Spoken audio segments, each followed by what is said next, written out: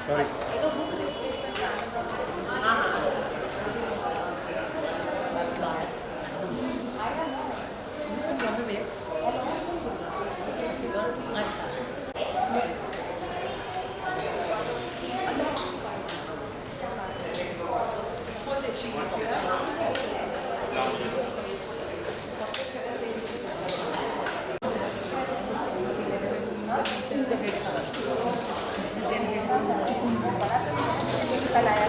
Gila.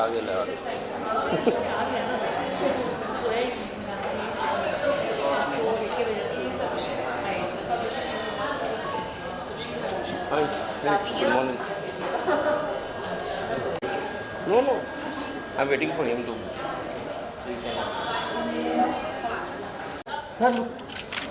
Sir, look center.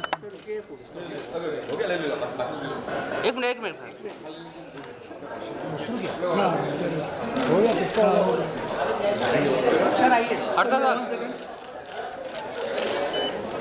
Sir आपका flash हो गया ना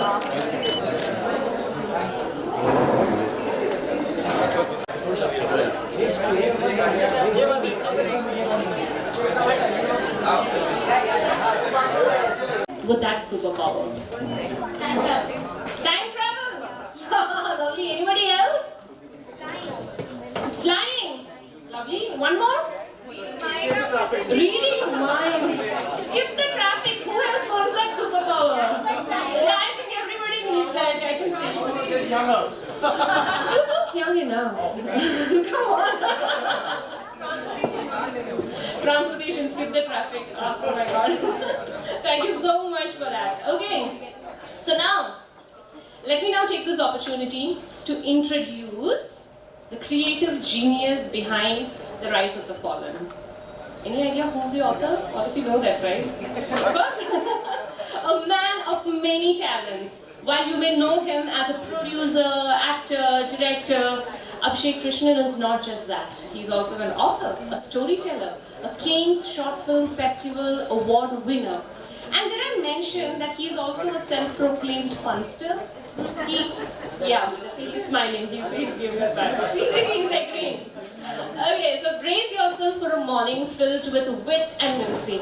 Welcome HISHEK to this day, which I hope is going to be one of the very many in your journey as an author. ओ भाई मैं घर जाओ घर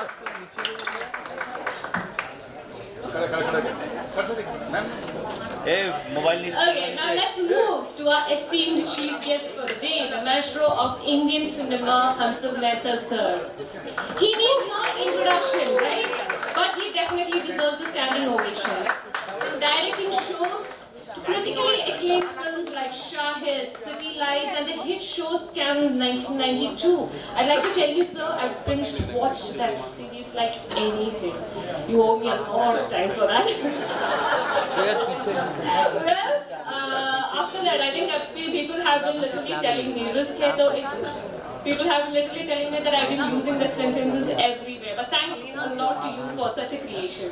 He's left an incredible mark in the world of storytelling.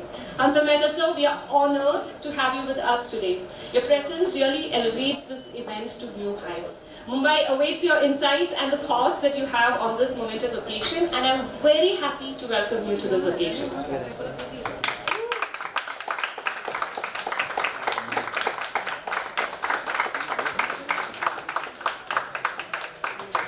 Okay, now let's dive into the realm, the magical realm, the Rise of the Fallen. The biggest question is, what is this book all about, right? Well, it's a cultural fusion, it's a modern twist with an ancient battle of good and evil. Picture this, let's just quickly, if you want you can close your eyes and let's just picture this. ओ दादा Mumbai, this big city, this lovely city of yours, is infiltrated with magnificent angels, savage asuras and rakshasas. Can you picture that? Yeah? With the gateway of hell wide open, a great revolution against the gods has begun. And our protagonist, or let's just call him, simply call him our hero in the book, Rinat. Just remember this. Well, to our guests, writers, bookstagrammers. What made you write your first book? So I've been a storyteller in various capacities. For the past decade, I've been an actor. I dabbled in writing, directing, producing, did all of that for a while. And I was very fascinated by the idea of creation, building, development, and I like the idea of taking the initiative rather than always waiting for something to come to you. And then the pandemic hit, and we all know how that was for all of us. It wasn't the best of times. You're just stuck at home. You're consuming excessive content as really input, right? You're watching, you're reading, but there was no vent. There was no creative vent at all. And that's when I just had this bizarre idea of this world that I wanted to create from all my inspiration. So I thought, you know what? Why don't I just put them all together, see where it goes, and then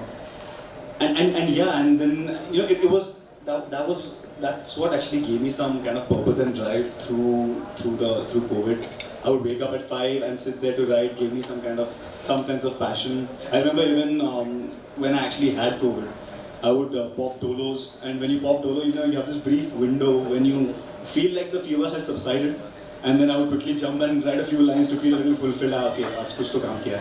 And then and then feel terrible again. But I think that was a very exciting process, very fulfilling process. And besides that, no one was giving me 300 crores to make a film out of it. So I thought, let's. Wonderful. Hansal sir, what is the first thing that you wrote or created, and what drew you towards it, that particular subject? Couple of things. One, I am a lazy writer, so I usually trouble writers a lot. I make them write for me. I've written very early on in my career. I wrote some short stories, which I film. I write primarily for film, and I wrote a film called Red, so that nobody was willing to write. So I sort of had to write because there was a deadline. I had to submit the script in 2005, and I had no choice but to write. And the film got made in 2017. So 12 years after. How long did it take to write? 2 days. Because they wanted it in 2 days, and I lied to the producer saying the script is ready. So that was my. So writing came more out of compulsion. But otherwise, I always marvel at writing as a discipline. I am a reader, I am a voracious reader, and I find writing an amazing discipline. To just sit down and write those pages and to churn out. For me, writing is about having the discipline of churning out the next number of pages, day after day, day after day. And I must have at least 15 incomplete scripts and books on my desktop which I carry around, which I sort of make as a retirement plan. Whenever I retire, I will finish all this. I will publish books and I will sell my scripts, but I don't see myself retiring again. And then you shouldn't, of course, because we would be, And one more thing, the question that she asked, that what would you like to see in Bombay? More bookshops. That's true. Round of applause for that. Yeah, absolutely. Absolutely. I think essentially it was an amazing culture that the city, and a big part of our city's culture, bookstores. Like I remember when I was in school, there was a bookstore on SV Road called Wellington Bookstore. We used to go there, hang out there. And all those spaces are gone. Lotus Book House, which was at Reclamation. We used to spend hours there. I mean, that's where the first set of Khana Khazana emerged from. The first set of recipes were chosen from there. Just sitting there, looking at the books, and they never stopped you from sitting there and reading those books. And it's dying, and you're ordering it online, reading the synopsis. I find that great progress, but also hindering the joy of experiencing books. great that there is a bookshop in such a big space that is still alive and kicking in the city of Bombay. Well, lovely words, sir. Thank you so much for these words. And so, Abhishek, to you, how did you kind of mix? Because with how much I've read your book, it's a mix of kind of mythology, myths, legends, with modernity. So, how did you come up with those ideas? Like, what? Tell me a little bit about the process so that anyone would love to hear. So, I mean, I was always a fan of mythology, Hindu, Western. I read a lot of Amar Chitrakathas growing up. Marvel comics, I watched the Marvel films. I'm a big fantasy fan generally. And I think it started off with what if and why not. Like, you see all of this happening in New York City. So I was like, why can't it happen in Amchi, Mumbai? It started off with that. And it's just picking up and pushing that boundary a little further each time, right? I would think about the fact that what if Satan, who's like the first fallen angel, right? What if he conspired with an asura to take over the city of Mumbai, starting a revolution against the gods? And amidst all this, there is this 26-year-old hyper anxious copywriter working in an ad agency, a Bombay-bred boy, who's caught in the middle of all this, right? And anxiety also is something that I think a lot of us deal with these days. So amidst everything, a very simpleton like him, he's caught in the middle of this celestial warfare. It's to say that all of this is going on, so it could happen to anyone like you, me, anyone over here. So then, what would the outcome be? So it was many things like this, right? It's almost like, if it's almost obvious. The most obvious thing is if an asura were to come from hell to earth, the first thing he or she would do would buy a Midhai Vada Pav.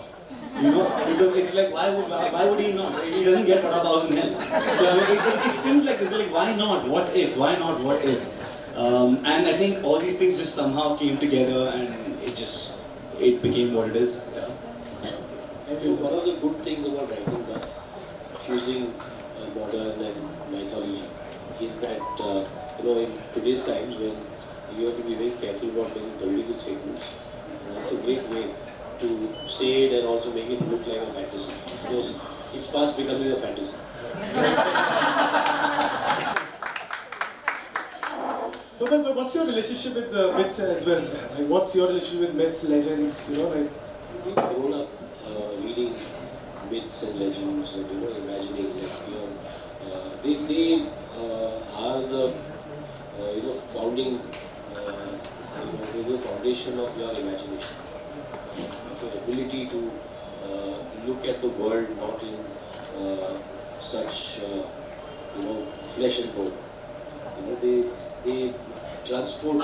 So I grew up with that. I mean, Amar Chitragatha, of course, was so much that we read, so much that we traveled, whether it was with Tintin or whether it was with the Mahabharata, whether it was with Asterix or Obelix, or whether it was Mad Magazine. You always traveled worlds. I always imagined myself as Tintin.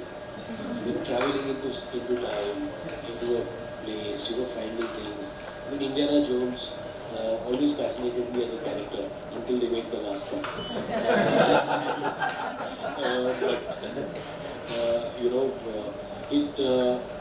I think mythology is the basis of all our storytelling. And we have such a rich heritage of mythology, that I'm glad writers like Abhishek, you and newer writers are embracing this form and giving it a new twist. Otherwise, it leads to stagnancy. The same myths are repeated, and we keep upping. We keep making that past a part of our culture. I think the importance of reinterpreting, reimagining, and creating myth. I mean, that is what fascinated me to this book.